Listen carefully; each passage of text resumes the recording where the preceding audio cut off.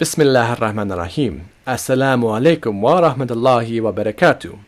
Welcome back to 30 Stories for 30 Nights. Stories of the Holy Prophet Muhammad sallallahu alaihi wasallam. Last night we learned about the horrible persecution that the followers of Prophet Muhammad sallallahu alaihi wasallam endured, including that of Bilal radiallahu anhu. Tonight we will learn about their migration to Abyssinia. The cruelty of the Quraysh made living in Mecca very difficult and dangerous for the followers of Islam. The Holy Prophet Muhammad sallallahu alaihi wasallam gathered his followers and instructed some of them to leave Mecca. He told them that they could live in a place called Abyssinia, and they could live there in peace. At the time, the king of Abyssinia was Ashama. Prophet Muhammad ﷺ knew that the king was intelligent and fair, and that he would let the Muslims live there in peace and practice their religion freely.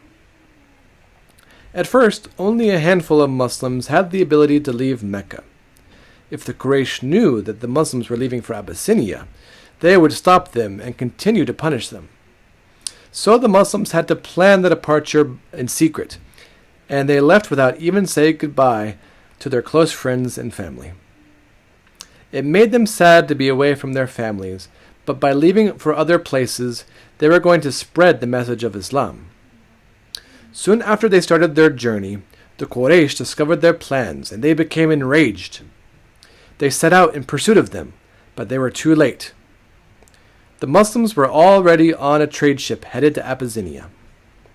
The Quraysh returned to Mecca, disappointed that they had been unable to stop the Muslims.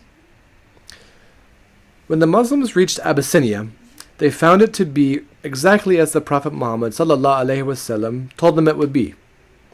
Life there was peaceful, and they were able to freely worship Allah. But soon after, a rumor reached them from the Quraysh of Mecca that they had accepted Islam.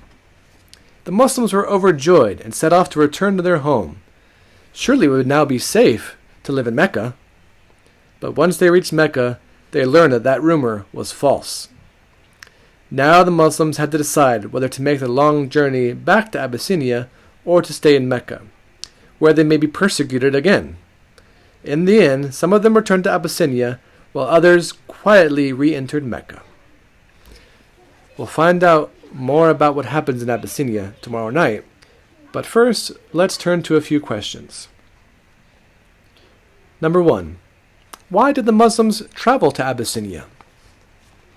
Number 2. How do you think the Muslims felt when they had to leave Mecca? Number 3. Why do you think some Muslims returned to Mecca even though they knew that they might be persecuted again? Alright, that's it for tonight. We'll see you tomorrow night, inshallah. Assalamu alaikum wa rahmatullahi wa barakatuh.